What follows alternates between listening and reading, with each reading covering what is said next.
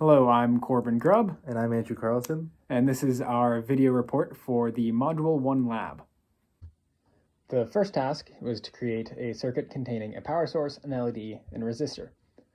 To do this, we connected the ground of the Arduino to the resistor, the LED, and then back to pin 11. Then using the code, we had pin 11 flip from high to low with a 300 millisecond delay. And here is our experiment running the code. The second task was to combine multiple LEDs and resistors and have the program blink one after another. To do this, we just set up several individual circuits, each containing a resistor and an LED, all connected to ground, and each having their own pin on the Arduino. And then using the code in the Arduino, we just have turn one high and then pause and then low, and then go on to the next one, high, pause, low, and high, pause, low. And here's the experiment running as intended.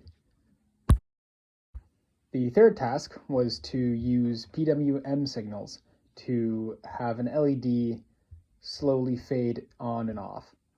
The circuit was the same as in task A, and this time the code used analog write to increase the brightness of the LED and then decrease it.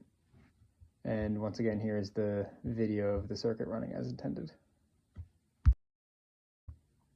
The fourth task was to toggle one of the previous tasks using a button. To do this, we used the same circuit as in the first task, but with an additional circuit going from ground through a toggle button back to pin 4. As for the program, it's also the same as in task A, except instead of turning the LED to high, it turns the LED to whatever the input from the button is. So it would only turn on when the button was on. And here's the board behaving as expected.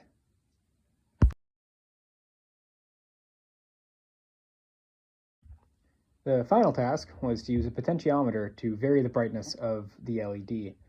To do this, we used a very similar circuit to the first task, but with a potentiometer in between the LED and the resistor. As for the code is exactly the same as the LED, as it just blinks and the only change is the circuitry. And here's the circuit behaving as intended.